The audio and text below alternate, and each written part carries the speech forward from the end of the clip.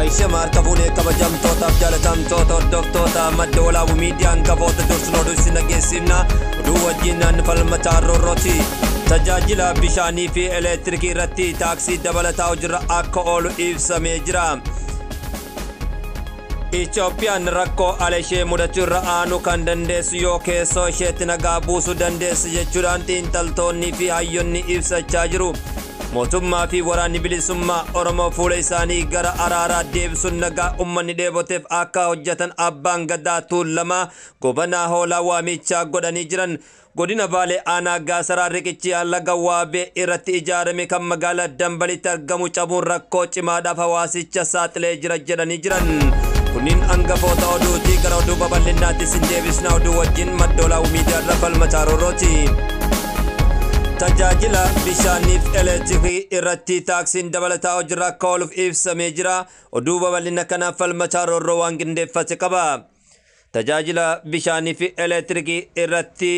taaksiin dabalataa hojirra ooluun ibsamee jira ministeerri mallaqa Itoophiyaa labsii taaksii dabalataa qabeenya vaatii irraa baheen ilaalchisee ibsa laacheen tajajila bishaanii fi electric irratti taaksii dabalataa akkaataa fayyadama shallagamuun hojiirra akka oolu murteeffamuu beeksisee jira deessii tajajila electric fi bishaanii waggoota 22 darban taaksiin dabalataa qabeenya vaatii irraa bilisa godhame kan ture kutaalee hawaasaa galii gad aanaa qaban deeggaruuf akka ta'e kan eere ministeerichi haa ta'u malee kutaan hawaasaa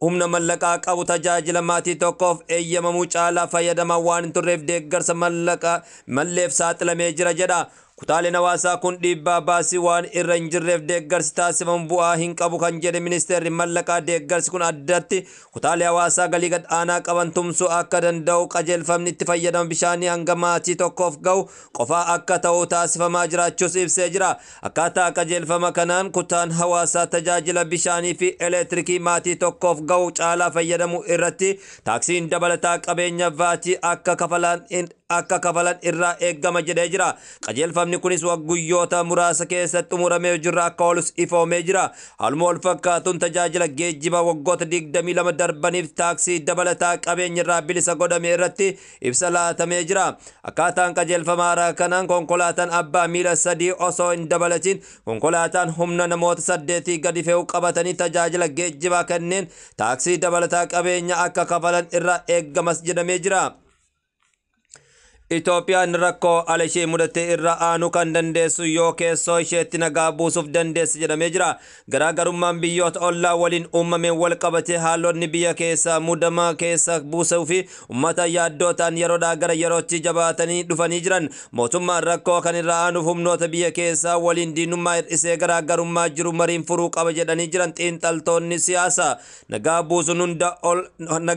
hunda ol ga'ee mootummaa ta'uu hubachiisuun keessumaa Oromiyaan nagaa deebisuun dhimma murteessaadha jedhanii jiran walii galteetti fayyadama ulaa galaana mootummaa Itoophiyaaf Somaaliyaa laandii gidduu jalqaba bara kana mallattaa hordofee garaagarummaan Itoophiyaa fi Somaaliyaa gidduu dhalate yeroodhaa gara yerootti hammaataa dhufuun naannichatti muudama jabaa dhalatee jira garaagarummaan biyyoonni lameen gidduutti uumame kana akka carraatti fayyadamuun biyyoonni akka Ijipt waraana isaanii maqaa nagaa eegumsaan gara naannichaatti bobbaasuun eegaluun ammoo Itoophiyaa fi balaa nageenya biyyaalessaa nageenya walii galaan naannichaaf yaaddoo ta'eera haalli gara Somaaliyaa mul'atu yaaddeessaa ta'u kan amane mootummaan Itoophiyaa ibsa tibbana dhimmicha ilaalchisuun gama ministeera dhimma alaatiin baaseen mootummaan Somaaliyaa qaamolee alaa naannicha jeequuf kiyyeeffatan waliin hojjechaa jiraachuus himtee jirti sababa kanaan qaamoleen biroo gaanfa Afrikaa nagaa dhabsiisuuf socho'aa jiru Itoophiyaan osoo qaamolee kana naannicha tasgabbii dhabsiisuuf socho'aa jiran callisee ilaaluun qabu jechuudhaanis akeekkachiisa kennitee jirti biyya gaanfa Afrikaa keessatti seenaa nagaa eegsisuun kan beekamtu Itoophiyaan waggoota hedduudhaaf gaanfa Afrikaa keessatti nagaa eegsummaadhaan sadarkaa duraa irratti kan argamtu biyya Itoophiyaa akka taate dagachuun qaban jechuudhaanis hayyoonni adda addaa ibsaa jiranii ergasii adeemsi garaagarummaa biyyoota lameen gidduutti dhalateen ammeessaa gama hundaan itti fufuun xiyyaaronni waraana Egypt meeshaalee waraana gara Moqaadishoo deddeebisuun wayita itti fufan Somaaliyaan waraanaaf of qopheessu ajandaa ijoo godhatteerti. Itoophiyaa fi Somaalilaandiin gama isaaniin qophii waraanaa cinatti hariiroo isaanii gara sadarkaa biyyatti guddisuun waan filatan fakkaatu. Itoophiyaan waajjira qoonsiilaa magaalaa Hargeysaa qabdu irratti bifa hin baratamneen ambaasaadara muuddee erguun agarsiisu tokko jedhanii jiran.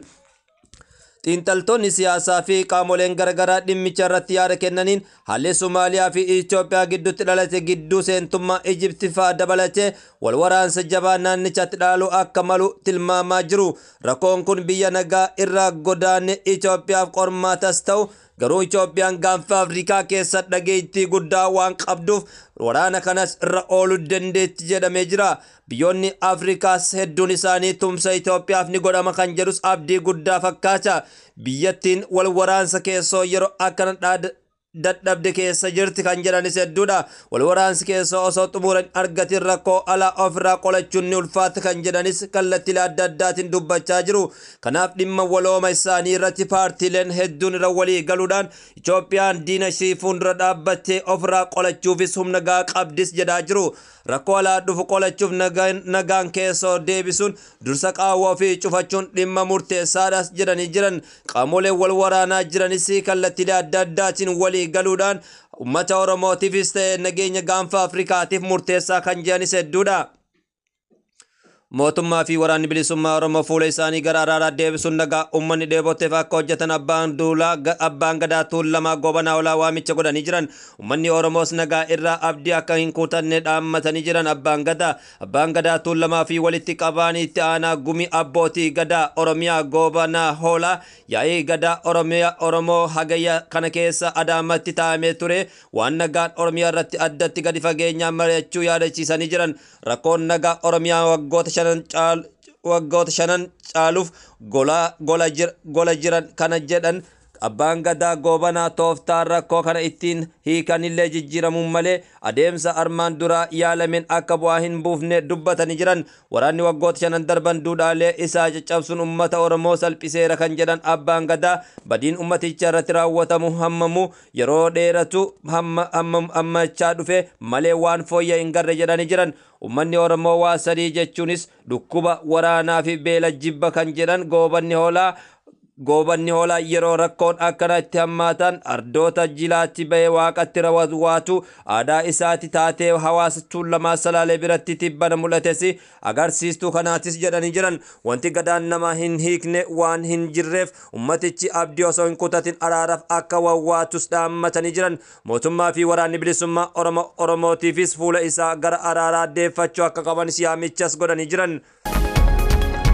Godina Baalee aanaa Gaasaraatti riqichi guddaan laga waabee irratti ijaaramee ture kan magaalaa Dambalitti argamu cabuun rakkoo cimaa hordofsiisaa jiraachuu isaa jiraattonni ibsanii jiran. Riqichi guddaan bara bulchiinsa Xaaliyaanii akka hojjetame himamu kun baroota dheeraaf hawaasa naannichaa tajaajilaa turullee sababa suphaa dhabuutiin sadarkaa konkolaataa baadhatee jigurra ga'ee jira jedhu jiraattonni. Riqichi daandiin guddaan magaalaa Roobeerraa kaasee gara Gaasaraa, Dalloo, Jaarraa, Ginniirii fi Dirree Sheek Huseen geessu irratti hojjetame kun hawaasa godinaalee Baalee fi Baalee Baa wal qunnamsiisuun cinatti jiraattonni hojii idilee isaaniif guyyaan kan itti wal qunnaman hariiroo hawaasummaa diinagdee ummatichaaf riqicha kan barbaachisaa ture jechuudhaan himanii jiran. Lagni waabee laga guddaa humna cimaa qabu ta'uun isaatiin riqicha kanaan ala sochiin hawaasa diinagdee gochuun hin danda'amu jedhanii jiran. Keessumaayyuu yeroon kun yeroo hawaasni midhaan facaafatu ta'uu wal qabate riqichi kun addaan cituun midhaan hawaasa naannichaarra dhaqqabu guddaa ta'u ibsanii jiran. Qaamni dhimmi ilaallatu osoo yeroon ittiin kennin daddaffiidhaan dhimma riqicha kaleessa galgala cite kanaaf furmaata akka kennu jiraattonni gaafatanii jiran. Kana malees daandiin guddaan ijaarsa asfaaltii eegee qotamee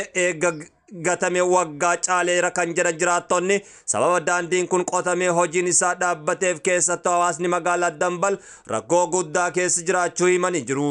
Rakkoon daandii keessaa magaalichaa kunis furmaata argatu qaba jechuudhaanis gaafatanii jiran. Gabaasa qophaa'ee madda olaa miidiyaarraa Falmataa Roorrooti.